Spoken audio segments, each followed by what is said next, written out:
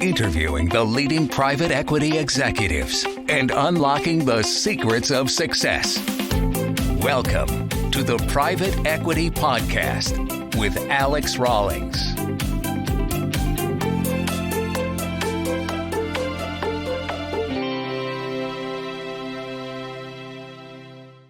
Hello, everybody, and welcome back to the Private Equity Podcast. Today, we are welcoming back Adam Coffey, Chief Executive of CoolSys, author, and a whole list of other things that he's got going on, both in his personal and professional life. But he's joining us again. So Adam's previous podcast session was all about acquisition and integration.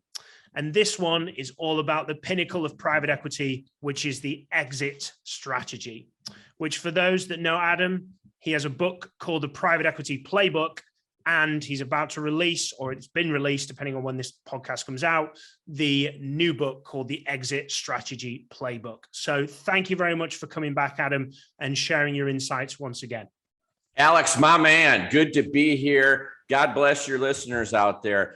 It's really early as you can look out my window. You know, the time change is pretty substantial here. I got up early. I was pumping iron because of something you wrote on social media, which was our first podcast was the most downloaded podcast that you've had. And I'm thinking to myself, oh my God, the gauntlet's been laid. We have to do better than we did last time. We have to give better information, be more insightful. And so I got geared up for this podcast, let me tell you. Well, I'm pleased to hear that, Adam. And I don't think there's anything more exciting than certainly talking about exiting, as that's the, as I mentioned, the pinnacle of anything private equity related. So as Adam said there, Adam's last podcast is the most downloaded of all our podcasts. But for those who've not listened to the previous podcast, and I highly recommend that you do, as that is all about how that you do acquisition and integration. And my God, has Adam done a lot of them. Adam, give us a 60 to 90 second breakdown of you, please. Sure, absolutely. So 4 things about me. Number 1, military veteran, U.S. Army. Military taught me something about discipline, teamwork, leadership. Number 2, engineering background. Just ask my wife. It makes me an anal retentive strategic planner.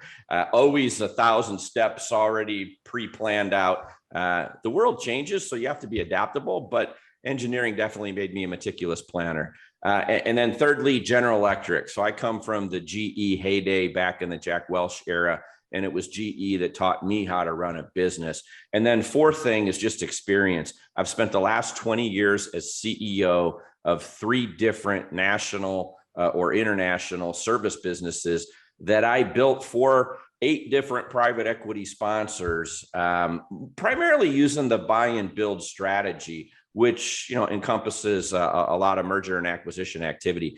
As of last count, I have bought and sold over 100 businesses in my 20-year career. My current company at CoolSys just completed my 21st acquisition yesterday, and 22's coming short on the heels. So buy and build is something that I do a lot of. I've bought companies and sold companies that range from sizes of $1 million up to $1 billion. And so I've done that 100 times. And literally, I think for most entrepreneurs who've built a business, exiting is kind of a one-time event. They build a company, they get to a sufficient size, and then when it's time to exit, it's like it's their first time exiting. And so I wanted to take 100 companies worth of acquisitions and exits and put all that together in the latest book. Absolutely. And we'll dive into quite a bit of detail around that and seeing what certainly what you've gone through. So yeah, excited to do this. And if you're a portfolio executive and you're listening, prick your ears up. There's some really good value coming here, and it's not coming from somebody who's just written a book. It's somebody who's still doing this right now and has a huge amount of history. And obviously, if you're in a private equity professional, then if you haven't already hit Adam's inbox up trying to approach him, I'm sure you will be doing after this conversation. But I do know he's got a big project with CoolSys, and you're very much on your way to growing that business significantly, to take it through to a big exit. So here we go. So Adam, focusing on exits is everything we're going to talk about here, in line, obviously, with your book and obviously your experience. What's one mistake do you see either private equity firms or portfolio companies making at the exit stage? And of course, what would you do to correct that? So I think in today's market, the multiples being paid for companies are really, really high. There's a lot of capital chasing businesses. And if there's anything, given the volatility in the world that I'm seeing today, I think hold periods need to start compressing. Things are changing very rapidly. Very high multiples are being paid. We don't know how long that will last. We don't know how long kind of the low interest rates environments will continue to sustain itself. And so if interest rates start going up, leverage starts to become more expensive, multiples are going to have to compress. And so I would say one mistake I see people is making, just from a PE perspective, I think, is waiting too long to exit. When you've got a company in a position to get a 3 times, 4 times MOIC, sticking around for a year to try to get to a 5-bagger or a 6-bagger potentially can also just expose you to unnecessary risk. So I would say right now in the world of private equity, ring the bell soon, ring the bell often, take your high IRRs and a 3-year, 4-year kind of exit at a little bit lower multiple, probably a better prospect than getting stuck with a company because you waited a little too long and something changes, whether it be global pandemic, interest rates, inflation, any number of things could change the investment world on a dime. And we're seeing that. We're living through that right now. So I think be quicker, be more focused on smaller MOICs potentially, as long as you hit your targets, and do them quicker. Excellent. So what should private equity backed portfolio companies be doing better or even more of to prepare for a sale? By nature of working with private equity sponsors, most portfolio companies have a very sophisticated financial reporting systems. The numbers are going to be correct. The PE guys are going to hire the best bankers on the planet. And so the marketing material is going to be really good. One of the areas that I think management teams really need to focus on is call it the management meeting itself. And, I often talk about when I'm lecturing at colleges and universities about the intangibles. And this is an area, think about President Barack Obama. What did he sell the American people? He sold them hope. And what's hope? You can't put hope in a box, put it on a shelf. It's an intangible thing. The management meetings are really, really important. And for a leadership team, putting in the time to practice their pitches, to have a high energy level, to make sure, oftentimes a management team may be doing 15 management meetings over a compressed period of time. Sometimes they're 2 a day, and then there's a dinner, and these are long days, and they're mentally very exhausting and grueling. And so the energy levels can ebb and flow. And I think management teams really need to focus on giving those presentations, speaking with passion. Having passion. Doesn't matter what widget your company is manufacturing or what the company is selling or what type of service you're providing. CEOs need to have passion about people, passion about growth, passion about taking care of their customers' needs, expanding the business. And oftentimes where I see the difference between getting an outsized multiple and getting an average multiple is the passion that the management team and leadership team puts into that management meeting and presentation. So rule of thumb, when you're giving a presentation, let's say a management meeting is 4 hours in length. There's probably 60 slides, 30 of them in an appendix. There's probably 30 slides you're actually going to get through. For every slide someone is going to present, that should represent an hour of practice. That's kind of always been my model. And this is the time for people who really struggle with public speaking, have to overcome that fear. And if they just simply can't, add more members of the leadership team to the presentation so that others can then help you carry the load if you struggle as an individual with public speaking. So get comfortable with public speaking, be a leader, not just a manager. Managers manage things and leaders inspire people. When you're in an exit process, so private equity guys, ring the bell earlier, take a smaller return. World's really volatile. On the management side, focus on having passion for the business, on giving excellent presentation about the business. And that passion will translate to higher multiple and more excitement on the buyer community side. I definitely agree with that. I think one of the key traits that we look for in good executives when hiring for our clients is people that have a lot of that and demonstrate that passion and very much enjoy what they do. And there's always the good saying that, passion breeds passion. So if you're with somebody who's energetic and upbeat and passionate about what they do, then you'll come away from that meeting and probably wanting to do it. Inspires people. It helps Absolutely. in recruiting top talent. It also helps in retaining top talent. Perfect.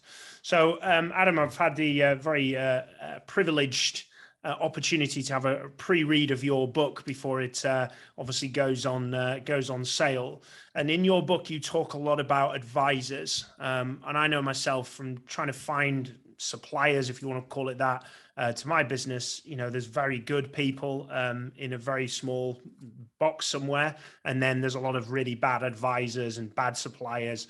So what advice would you give about how you've identified good advisors and also how you've avoided bad people to influence, obviously, any process during, obviously, an exit, but also during the whole process of growing a portfolio company? So I really think there's two facets to answering that question. The first is recognizing that you need advisors. Let's start right there. So entrepreneurs who build businesses obviously are experts in their field, really good at their craft, whatever that craft might happen to be that the business pursues.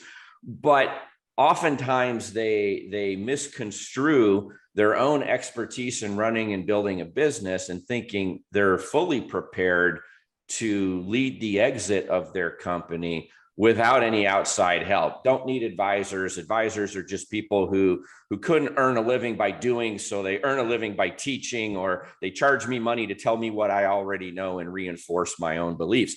And we need to break that mold first. People need to recognize that working with advisors, exiting a business, these are really specialty areas. And when you think about an entrepreneur who spends 10 years, 20 years building a business, how many exits have they done?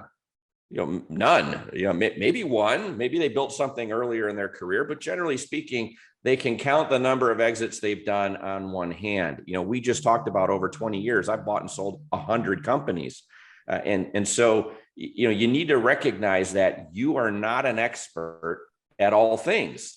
You are an expert at running and growing your business. And there really is a time and a place to bring in outside help to help you with different issues or problems that you have while building a business, or when it comes time to exit. So let's first establish the need for entrepreneurs to actually be okay reaching out to others and engaging professionals who spend their entire careers doing nothing but solving a very similar problem for multitudes of people. They can bring best practices to bear. So let's leave that side now. Let's go to the other side. So the world is filled with advisors. How do I find good ones?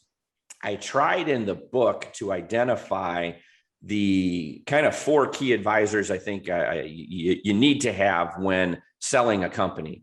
But there's many advisors beyond those 4 who could help you in building your business or in running your business. You're a classic example. When people are looking for key talent, they need a professional who knows how to go out and find key talent based on the work to be done, based on the needs of the job search, the specifics.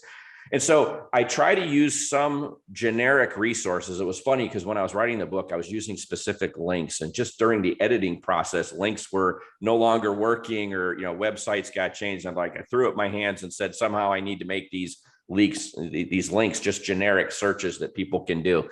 But I try to help by thinking about, first of all, size. So let's think about how big is the company that is seeking the help? And then what is the likely type of advisor, the size of advisor that is going to be required? Where are the resources online that people can go to find, good advisors? And then who else can they potentially engage to help them vet advisors? Because as you said, there's going to be 1,000 advisors for any specific task. Like the world of any industry, there will be those who add extreme value, and there will be those who are mediocre or really charge a lot of money, but don't really get you where you need to be. And so I think referrals are important, asking the right questions, I'm speaking generically, so we're not talking specifics, but, it's really spending the time to vet. Can you give me examples of companies that you've done recent engagements with? I want to talk to the CEO. I want to understand what their need was, how you fulfilled that, and was the outcome good, or bad or indifferent. And so it's engaging people that might be in your circle today, trusted advisors, lawyers, accountants, what have you, may know of or be able to give referrals. Once you get the referral, don't just assume that's the right fit. You need to really dig in and think ahead of time before the contact. What are the 20 questions that I really need to ask? You'll find oftentimes that advisors specialize sometimes in specific size businesses, sometimes in specific functional expertise, but it might be industry related. You may be from a different industry. You got a great referral from someone who's in a different industry, and that consultant or advisor's ability to help you is somewhat constrained because they're industry specific. So it's you need to really do your homework. You need to sit down, think about what are the questions I want to ask. And so, in selling a business, I talk about the need for personal tax help, for accounting help, for legal help, for investment banker help. I try to list the sources. I try to then give some type of indicator based on size, revenue of the company. What is the size and type of firm you should be seeking? If you're a small business with $1 million in revenue and you're going to sell your business and you're looking for an investment banker, if you go to the top 5 investment banks on the planet, they're not even going to return your call because the fees that'll be generated from the sale of your business aren't going to even get their attention. And so there's the right size tool to use for a job. If you're trying to cut down a tree, you can use a saw, or you could use a tank and a cannon. There's a right tool for the job. You have to make sure you're picking the right tool. So I do talk a lot about that. Based on your size, there is a tier of advisory help that you should seek to engage. And then based upon what the area of expertise is, what are the questions that you should ask? Who should you, let's be honest. Most people that hire any kind of advisory help don't check references. They just don't. And a lot of companies that give references, of course, they're going to stack the deck and give references. They're going to hand out names of people who are going to say good things about them. And so you have to be able to speak to people who have worked with a company, worked with an advisor, ask the right questions, try to determine for yourself. There is some ownership level that you have to have in making sure that you're vetting these advisors appropriately.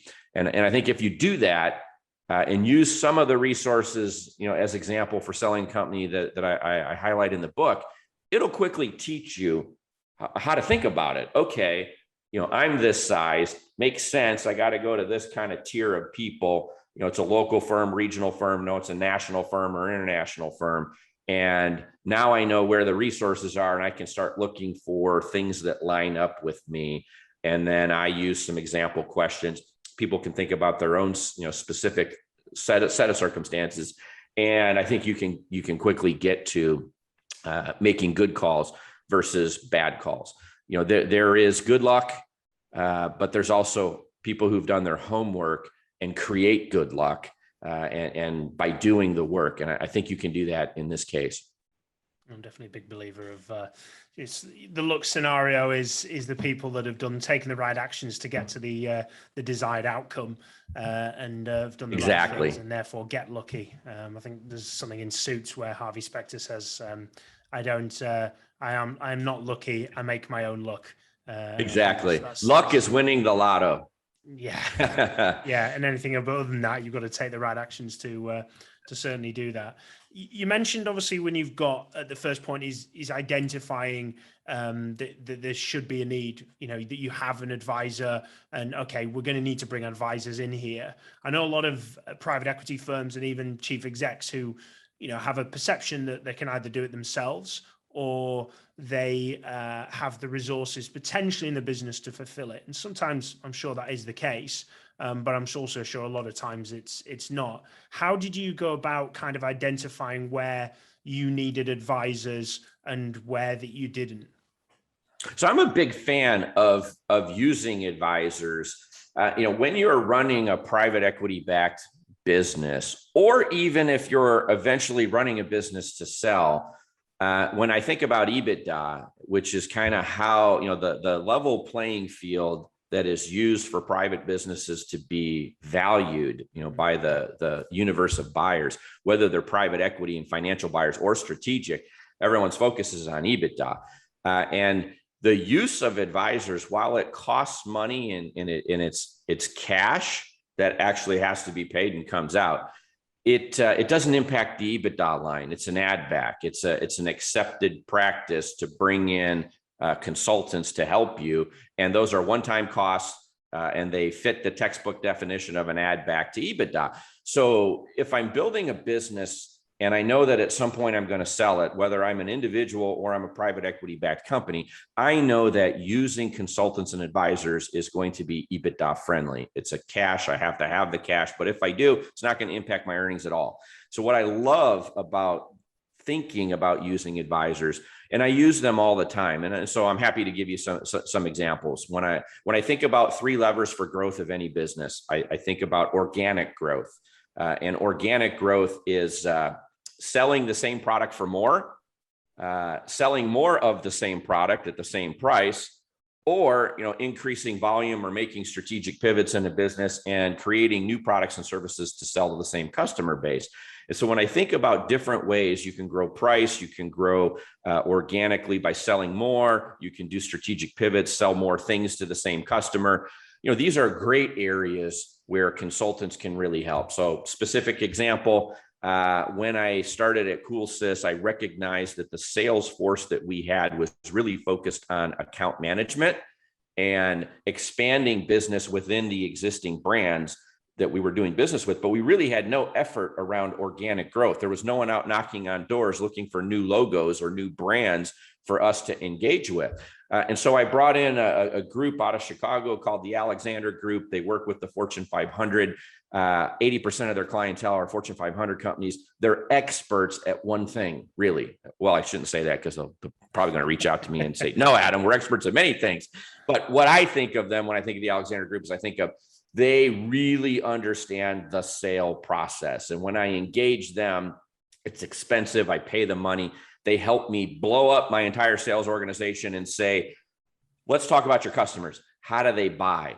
Where do they make decisions within the organization? Very quickly, we decided we needed hunters, people looking for new logos, and we needed farmers, people who were going to be trying to sell additional products and services or more volume within an existing relationship. And those are 2 different kind of people, 2 different kind of structures. We're going to need national account sales, which is when there's a centralized sale decision being made. Good example, Target makes a lot of decisions in Minneapolis. And so need a national account, representative to own that relationship.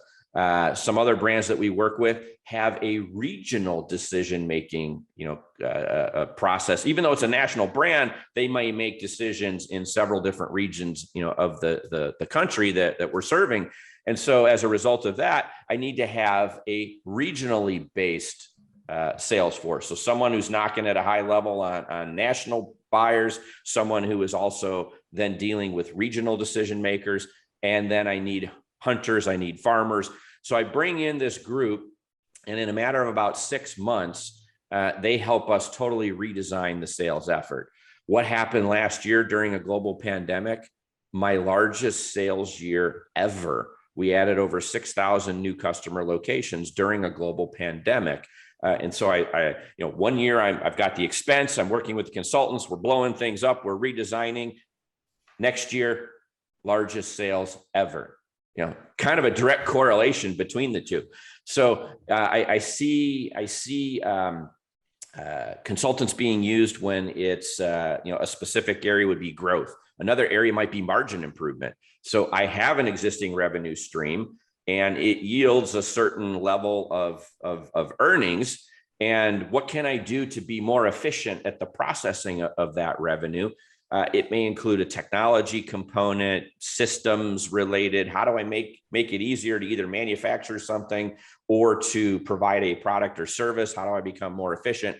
Tons of consulting groups, that are there to help me take existing revenue and be more efficient with it. Plenty of consultants when it comes to tax advice, when it comes to accounting advice, what accounting methodology should I use? I do a lot of construction. I need to use a percentage of completion accounting. Hey, I'm running on QuickBooks. How do I get from here to there? How do I go from a cash-based accrual method to an accrual-based method of accounting? There's consultants there. Hey, legal. I have a generalist who helps me with slip and falls, number of different types of issues, qualifying to do business in different places. But what about when I face a very specific legal need or challenge, like selling a business? That's a specialty area of practice. When you think of medicine, not too many people would say, I'm going to go to the dentist to get brain surgery, or I'm not going to go to my family doctor and ask them to remove a tumor in my head because it's cheaper. They're going to say, I want a brain surgeon. So I think when it comes to medicine, people understand the need for a specialist. And when it comes to business, they quickly forget those lessons. And, they're looking for cheap, or they're looking for, or they're thinking they can just handle it themselves. Why hire someone and go through the expense? We can take care of this. One of the reasons is you get expertise from a business. They don't know your business, but they generically understand the problem, and they've done a number of engagements with a number of firms, and they can bring best practice sharing, shared learnings from multiple engagements. Again, it's like selling a company. I've sold 100. Most entrepreneurs are going to sell one time, or twice. Maybe they'll go back to the well and build another company. But you learn more by doing it 100 times than you do doing it 1 or 2 times. And so that's really what gap the consultants bring. It's friendly to earnings. It's an add back to EBITDA. It gives you surge capacity. Oftentimes, everybody in your organization has a day job. And so you look at a specific problem or need and you say, geez, do I hire 3 employees to take care of that need? I could probably, for the money I'm going to spend with a consultant, I could probably solve this problem myself internally if I hired 3 people. And those people have vacations, they get sick, they also are an operating expense because they're on your payroll. I could bring a consultant in. A consultant could bring a team of 10 people, help me solve a problem very quickly, and then get out of my organization and be an add back and be friendly to earnings. So there's a lot of different ways to think about advisors. From my perspective, it provides quick help, best practice sharing, can get me knowledge that we don't have in an organization, and it can provide surge capacity that the organization doesn't have because everybody has a day job, and I can solve problems, multiple problems, very quickly. So I love using consultants. And I would have been a guy earlier in my career who would have definitely said, why hire somebody to tell me what to do? I'll do it myself. That was a naive approach for a young man to have. But as I've matured and gotten older and certainly learned over the decades, I am a big fan of bringing expertise into a business that doesn't have it for limited engagements, limited fees, add backs to earnings, add extreme value. It's a great fit. Makes sense. Couldn't agree anymore. I think, certainly with growing Raw Selection, I've been very much, can we do it internally? Can we do it this way? And, if you can get that external help, if you can get that external input of people who know and understand, then it certainly accelerates the whole process and makes everything, the business grow and everything move faster rather than just taking longer and saving a few quid, which, doesn't end up bringing value on the back end. So a big question coming up for you here, because you've got a whole book on it, but how can specifically private equity portfolio companies improve on their actual sales process? So I think in today's world, again, there's an evolution that is constantly taking place. It's driven by a number of external factors. Gone, I think today, are broad sale processes where 100 teasers are going out to 100 potential buyers, 50 NDAs are signed, 50 books are going out, 30 management meetings are taking place. Kind of a shift that I've definitely seen over the last couple of years is a much more targeted and focused effort. A lot of people right now, especially those with newer funds or big funds, are seeking to get a preemptive early look at a business. And so the investment banker's role still very, very important to the overall process, but these sales events now, these exits are becoming much more boutique driven. And instead of going out to a large group, there's maybe 10 phone calls that are made, maybe 5 NDAs are signed. And very quickly, you're getting to exclusivity. And I think in the private equity universe, people are recognizing that multiples are high, right? So that's a given. I'm going to pay too much for this company, and so is everyone else. So you got money that has to be deployed. I would tell you, that the successful PE firms are just stretching a little bit now. If I buy a small asset and I pay one turn too much, does it really matter at my exit 5 years later when I'm selling something for 4 times, 5 times the size? Is it really going to kill me? No. Well, it's better to lock up that asset before a broad process drives the price up to where I'm going to be anyway. May as well get a proprietary look. So I think your more sophisticated PE firms are going for truncated processes. They're laying down walkaway numbers for entrepreneurs, and they're stretching the multiple even further than it's already stretched, because you can't sell something in 5 years if you don't own it today. And so move quicker, pay a little bit more, think about how you're going to blend down that acquisition multiple, and recognize that when your fund is going to be compared to other funds historically, everyone's paying high multiples today. It's the nature of the business. So the return profiles may be somewhat moderated on that vintage fund that made this vintage, purchase. But what I am seeing, because I do a lot of advisory work too, where I'm giving some opinions on companies for different PE firms, I'm seeing a lot of people trying to stick to their very disciplined guns and trying to follow a process that they put in place 5 years ago, 10 years ago, when market conditions were very different. So someone who is seeking to play the game in private equity has to buy companies in order to play. It's a requisite. Someone gives you money, you got to put that money to work. And I have literally seen funds that 6 years in have only deployed about 60% of their capital because they're being too selective, too passive, and they're literally losing every time there is a potential company to acquire that makes a lot of sense. So I think on the PE side, people definitely need to be more aggressive on the buy side. When it comes to exiting and selling, I think it's really spend the time, do the work, sell side quality of earnings, understand what the story is. Don't focus so much on the perfect company. The perfect company doesn't exist. It's okay to have a story. It's okay. You know what? There's some warts here. Yes, there are. If you wait 3 years for me to fix all those warts, you are going to then have to pay a premium multiple against all the extra earnings. Think of it this way. There are opportunities in that company that will be solved on your watch. And therefore, it'll create additional shareholder value, which will help you blend down that really high multiple I just told you have to pay. So companies need to be prepared. They have to have a very tight story. Don't be afraid. Don't try to hide warts that you have. Spin them into positives. Understand, okay, this is my challenge, and it's a real challenge. And here's what I'm doing to work to solve that challenge. And as I do fix it over the next couple of years, the upside benefit goes to the new owner. So be prepared. Selling a business is a very thoughtful process. It's a very methodical process. And the more work that's done to prepare that company for sale, and it's not just, doing quality of earnings reports, market studies, how big is the addressable market?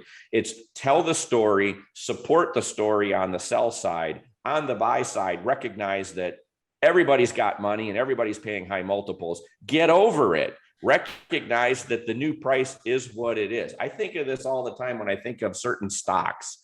And I'll use Tesla as an example. Tesla stock, just as it keeps going up, people think about it and say, it just doesn't make any rational sense. But yet that's the price, and the price continues to go up. And so you either stop buying that stock or you get used to the fact that there's a new base. And I would say that the base has definitely shifted with over $4 trillion in private equity today, with 1.4 trillion in powder looking for things to buy right now. There has been a shift in the base. PE guys, get over that shift. Recognize where the new base is and recognize that you have to put money to work. And if you're only deploying 60% of your LP's capital, in a fund, they're probably not going to give you as much money next time, if at all, because you're not investing their money. So you have to get companies to play the game. And if you're paying a little too much, so is the next guy. Your vintage fund versus someone else's vintage fund will reflect that. I completely agree with all of that. Specifically, we work on both the portfolio and the private equity side with regards to appointments and two sides of the business. But we get regularly approached by private equity investors who are frustrated because their firm has such a niche criteria where they won't move out of it, and it's a 3x EBITDA max, and it means that they're like, well, the only thing we can consider is a really damaged or broken or heavily distressed business. I'm not a distressed investor, therefore I want to make a move to a firm that's a little bit more flexible with regards to criteria and recognizing the market that we're in. Aerospace and defense, medical devices, tech, all these booming. I mean, A&D, you could argue, obviously COVID's hurt that, but it's still, the multiples are still very much up there. In my industry, HVAC and refrigeration, I have seen multiples in 4 years go from 8 to 20 for a sizable asset. That in my case, it'll be a multi-billion-dollar sale next time I'm in the market. For a large asset like that, multiples have more than doubled, over about the last 4 years. And, that is not an uncommon story in many industries and multiples. So sleepy old industries that used to trade at 6 to 8 times, or 4 to 5 times, are now getting double-digit multiples because there's that much capital looking for things to buy. And, when you start thinking about who does well in a recession, who does well in a global pandemic, the funnel of opportunities is continuing to shrink. And, who can provide consistent growth in uncertain times, and the profile of these businesses, companies that can check a lot of boxes for investors, multiples have creeped up dramatically. Excellent. Absolutely. So from one big question to another for you, Adam, unfortunately, having been through your career, you've completed many acquisitions alongside many exits across multiple companies, across many different industries. What are the biggest kind of lessons that you've learned? You've shared some with regards to advisors and utilizing them, but what are the kind of biggest lessons that you've learned along the way, which somebody who's earlier in their career could take advantage and not have to make maybe those mistakes or whatever else throughout theirs? So we talked about one already, which is the passion for selling and getting over your fear of public speaking, working on being a good presenter. And if you can't, you just suck and it's not going to get better, then make sure you've got a broader team of people, some who can articulate a vision and sell a box of hope to the buyer universe, because you need to have that passion. And so that potentially is one thing. Having a very tight, very crafted story is a potential another thing that it is important. Let me pause for a second. Refresh me on the question. I went on a tangent and I lost track. So what are the biggest lessons you've learned along the way of all your exits, all your acquisitions across all your different industries? Okay. So, when I think about lessons learned, passion, probably number one. Another one that I haven't touched on today, though, probably worth mentioning, is transparency and then also environment. So as a seller, I'm wanting to get maximum value. I want to pick the right partner for sure, but I'm trying to get maximum value. What hinders maximum value? Bad presentations, bad ability to present certainly is one. We've covered that. Let's also talk about, though, environment. So first of all, I want to bring the buyer universe into my company. I don't want to have secret meetings in hotel conference rooms where I'm giving a PowerPoint presentation and people are making huge decisions on what price to offer for business without them getting a chance to really come in and see it. And so I talk about in the first book for sure, this thing, and I mentioned it, I think in the second book too, about the Apple box. Every time I give a lecture at a university, I may have 70 to 90 people sitting in the classroom. I'll ask how many people were born outside this country, and half the hands will be up in the air. We truly are a global world. And then I'll do a spot poll. And I've done this for almost a decade now, and it's amazing what I've learned. So marketing people, listen up. I ask two questions. First question I ask is, how many people in this room own an Apple product? And invariably 90% of the hands go up in the air. Everybody's got an iPad, an iPhone, a MacBook, something, they've got some kind of an Apple product. 90% of the world does. And then I ask this second question, which is really interesting. Of you 90% that have your hands up in the air, how many of you still have that Apple box empty sitting on a shelf in your closet? 90% of the hands still stay up in the air. Apple has done a world-class job at creating an affinity for their packaging. And then just to get a laugh, I ask people, how many people have a Dell computer and still have a Dell computer in your closet? And everybody starts laughing because nobody keeps a Dell box. Everybody keeps Apple boxes. And if I were to turn my camera right now, I'd almost do it if I could reach it. I could open up this drawer and you're going to find all my active Apple products, and you're going to find the empty boxes in the drawer, because I'm guilty of this too. People create an affinity for their packaging at Apple.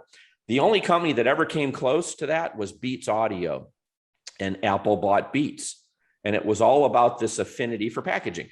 And then I equate that to my business. Look, I'm selling this company. I'm going to have passion for what I'm doing, passion for my people.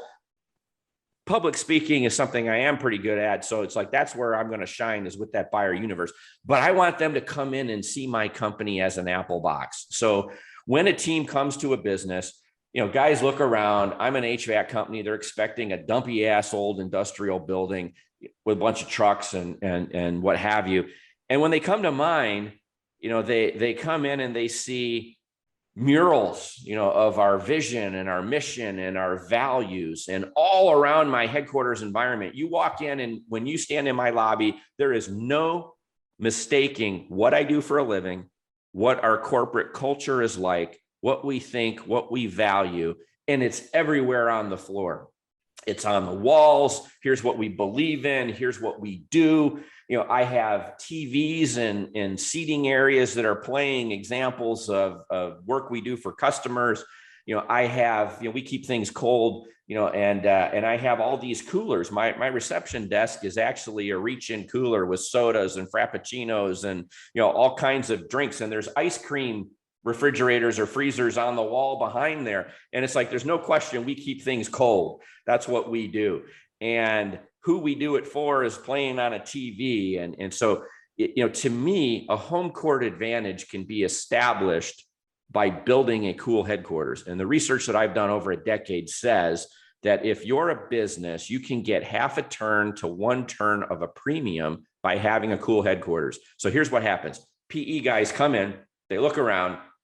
They were expecting a dumpy ass old building. They saw one. They go down to their spreadsheets. What's the earnings? What's the multiple for the industry? What am I going to pay?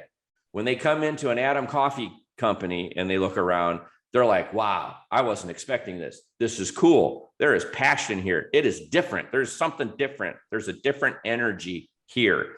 Then they look down to their spreadsheets and they say, what's the earnings? What's the multiple for the company? But now they add a new column. What's the premium I'm going to have to pay to own this asset before somebody else gets in here, sees this, and takes it away from me?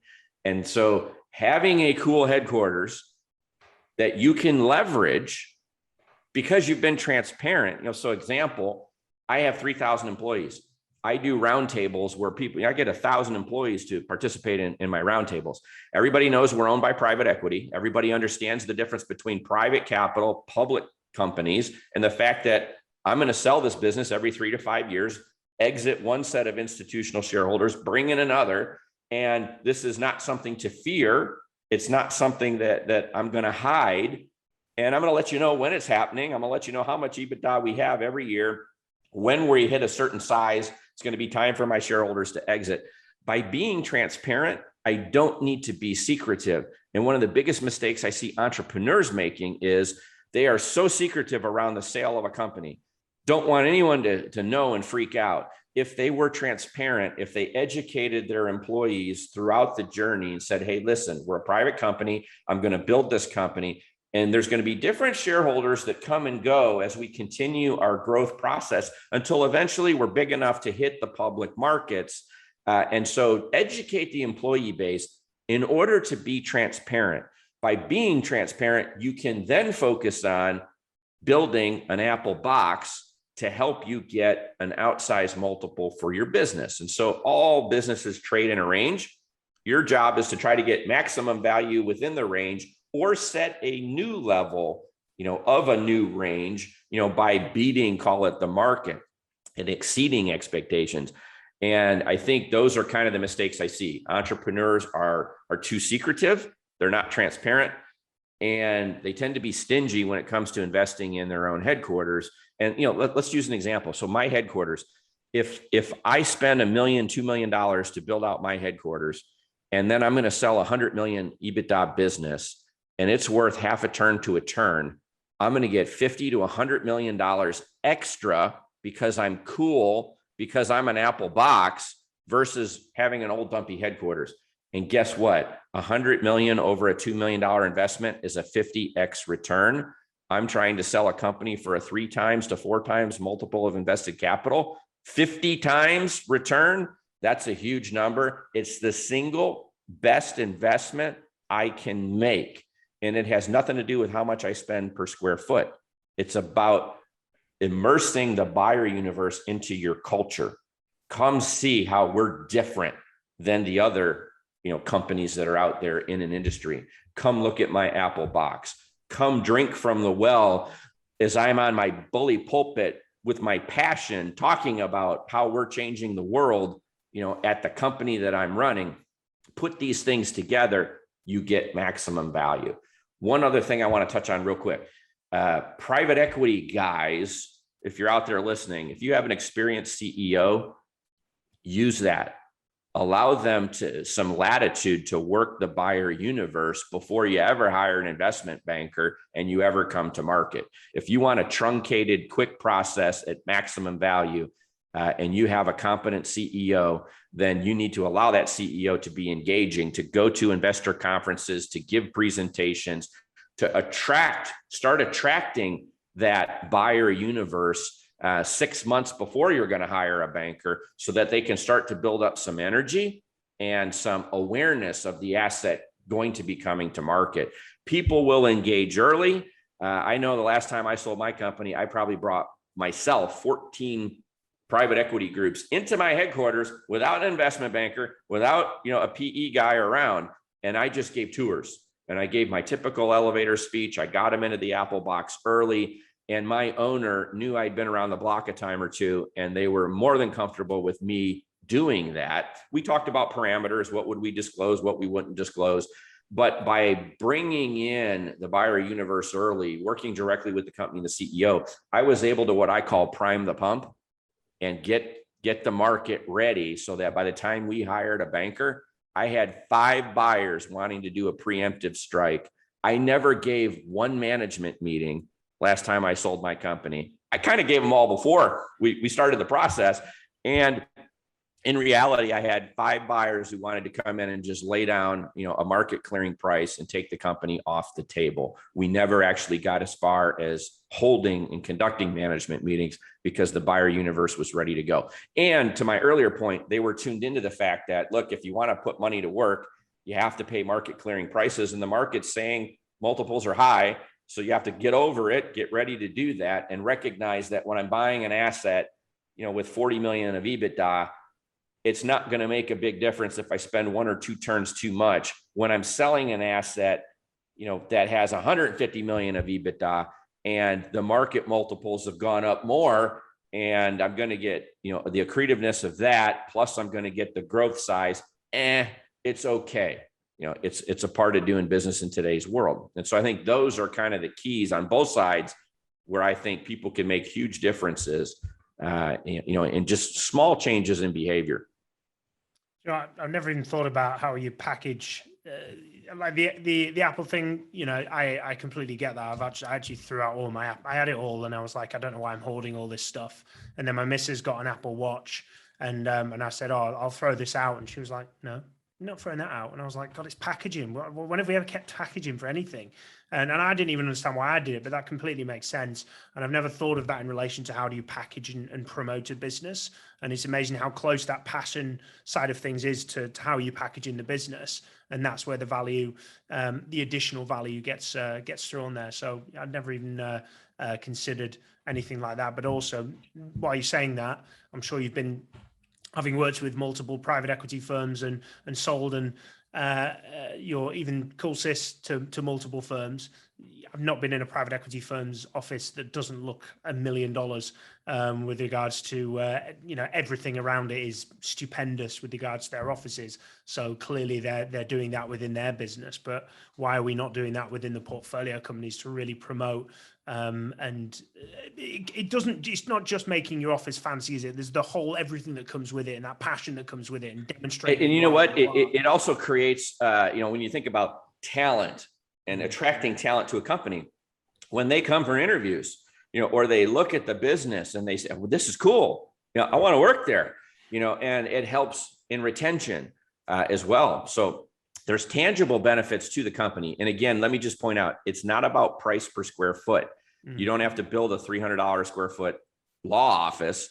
It can be done on the cheap. It's about demonstrating passion for customers, passion for people, what you believe, what you do, creating an immersive environment. Because when they're looking at a SIM or a SIP or an investment book, 100-page investment guide, it's words on paper. It's 2-dimensional.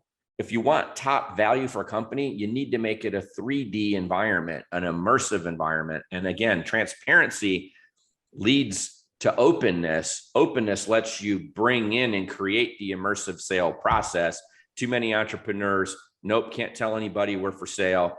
They're going to freak out. We're going to hold all our meetings in a hotel conference room, and no one's going to ever see the business other than a few pictures I show. You're leaving money on the table. Absolutely leaving money on the table. Yeah, that's all really interesting stuff, Adam. So an easier question for you to ask and smaller one.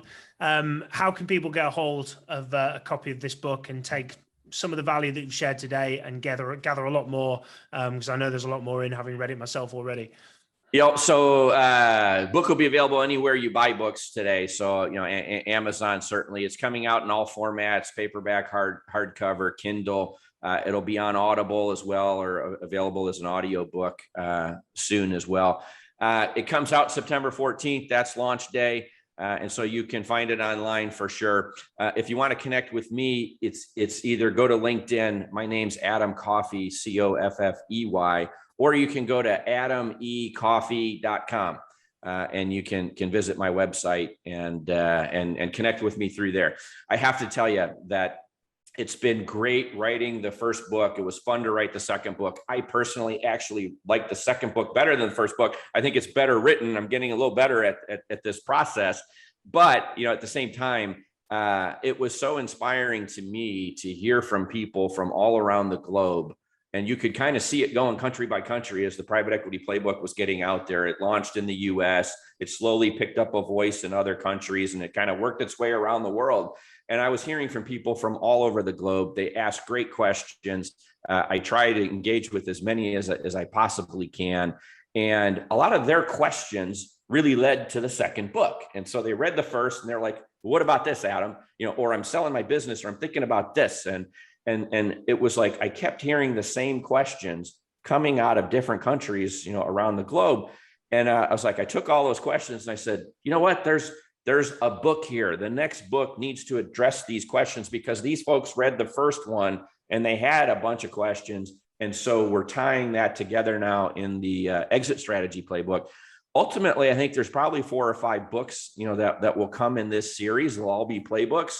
They'll all be kind of bite-sized pieces that they don't require you to spend 100 hours of your life reading or researching. They're trying to take 20 years worth of knowledge and just impart some kind of wisdom in a very efficient manner. So I would encourage people to reach out, please ask questions. And hey, if you've got ideas on things you'd like for me to cover that would be interesting to you, I'm also looking for that kind of feedback too. So really appreciate the opportunity to get back on your podcast. I hope the viewers and listeners like it as much as the first, because I'd hate to disappoint. If we were the #1 downloaded last time, I want to beat that record and take this Apple box and make us even better than we were last time. So thanks for the opportunity. Absolutely, and a big promotion as well for Apple, who've, funny enough, have not sponsored this podcast, but have been very relevant to what we've done. But yeah, no, look, Adam, thank you very much for sharing. You bring a lot of passion, a lot of energy, but also, most importantly, a lot of insight. And it's clear that people can come on this and take action. And that's exactly what we want. And no doubt why that we'll no doubt have #1 and #2 now as the Adam Coffey podcast, I'm sure. But yeah, thank you very much for joining us. Thank you for sharing your insight. I really appreciate it. Take care, everybody. Thank you. Excellent. So as always, thank you very much for joining and listening in today. And should you ever need support with either private equity professionals or portfolio executive hiring, please do reach out to me and Real Selection, and we'll be delighted to help. But till the next time, keep smashing it. And thank you very much for listening. Thank you for listening to the Private Equity Podcast on www.raw-selection.com.